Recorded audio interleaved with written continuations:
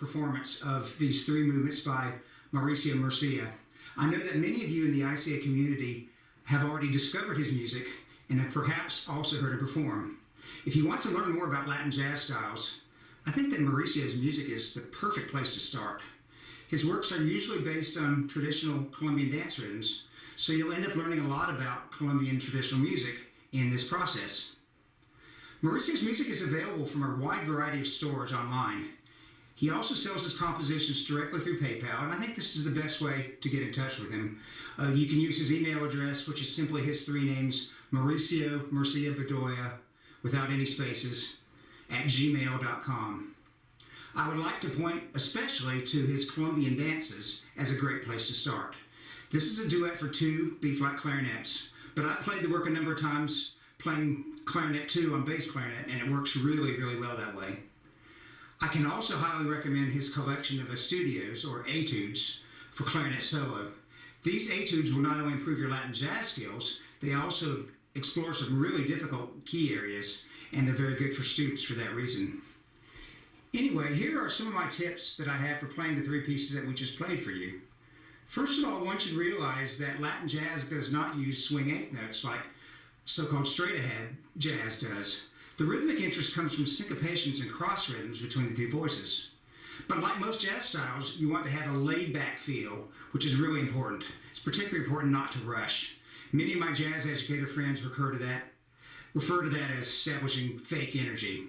So keep it laid back and don't rush. In playing the bass clarinet part to coast travel, the first movement, it certainly makes sense to emphasize downbeats where it's logical.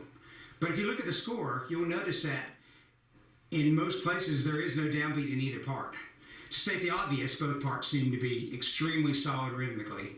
And you'll find it useful when you put it together to actually play together with metronome on for both of you. When you first put it together, it feels like a brand new piece of music. You can't believe how different it feels. I think that a really good thing you develop from the process is the development of a sense of rhythmic trust. You have to learn to trust the rhythm of your performing partner. You cannot second guess yourself or it just won't work at all.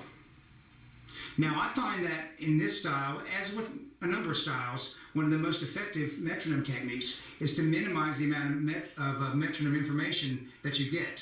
So what I mean by this is we play coast travel at around half note equals 82. Now that would be quarter note equals 164. I'll put my metronome on 82 and have it play the eighth notes, which is essentially the same. Here's how the beginning sounds.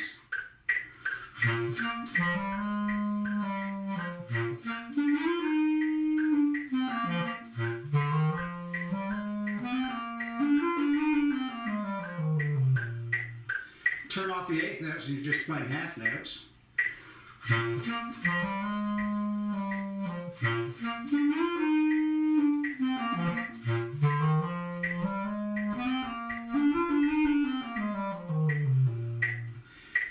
What I would like you to try is reducing that by half and making it 41.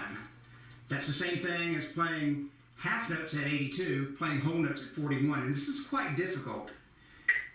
Take a minute or so, or several seconds I should say, to get used to what that tempo feels like, and see if you can stay with it.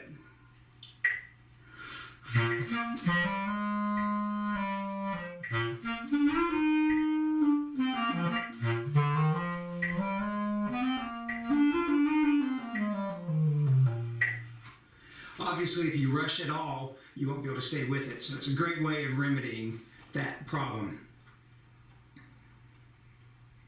Okay, coast travel is a kind of cumbia, which is Colombia's national dance. The second piece in the set is called Llanero, and this is a style that developed in the plains of Venezuela and Colombia. Llanos means the plains. A Llanero movement that we played is a type of joropo, J-O-R-O-P-O. And what I've heard of this style, it's usually in a fast 3 and contains a contrasting lyrical passage or two. In this case, this is where the bass clarinet gets the melody. Then the movement accelerates to an exciting conclusion, which would make for a really stunning visual effect if you ever see a joropo performed with actual dancers. So the beginning of this, the bass line has lots of quarter notes.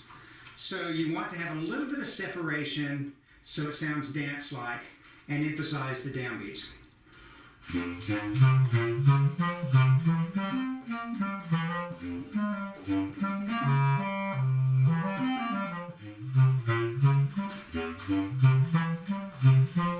can hear even in that, there's still a lot of syncopation and a lot of tight over notes. So the few places you do have downbeats, definitely bring them out. Okay, I wanted to play some of the middle section where the bass clarinet does get the melody. And I want to talk about this later as well, but I think it's appropriate in this style to play with a little bit of vibrato. I think it gives it a little more of a folk-like traditional music feel.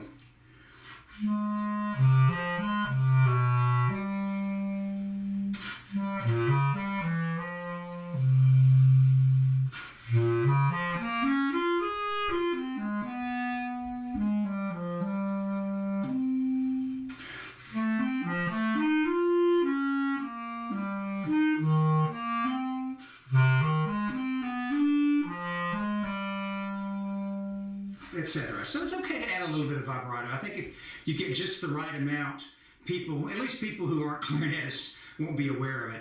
So it's not like saxophone where vibrato is going most of the time.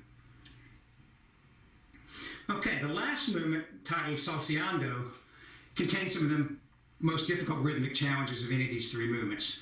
Again, the similar problem to the first movement is you have measure after measure that neither voice has a downbeat, tight over notes or syncopated rhythms. And again, the same thing would hold true if you can play it. I've marked it about 84 where we like it. Here's where the bass clarinet comes in. I'm going to put it on at 42 to the measure. Whole note equals 42.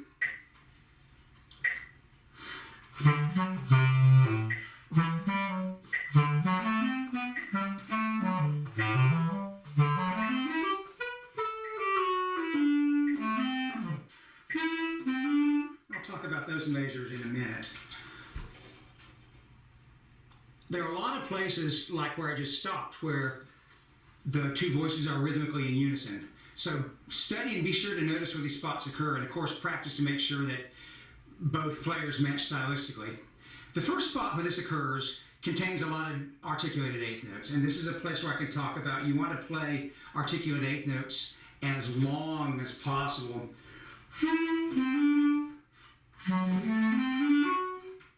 When you have a group of them, like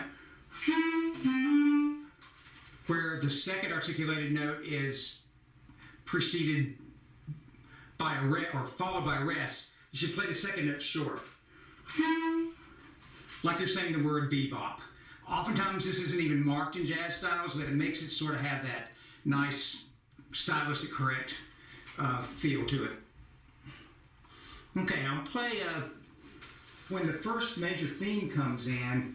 The bass clarinet part has a more or less a traditional bass line, but like I said before, a lot of places don't have downbeats. I'm going to put the metronome on it at 84.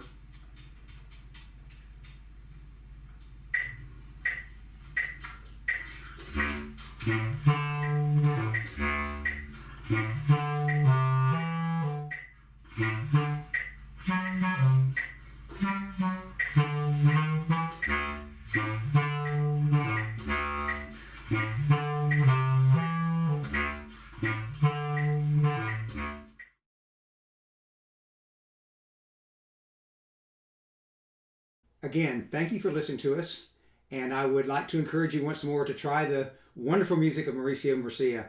You will not regret it. It is so much fun. Thanks again.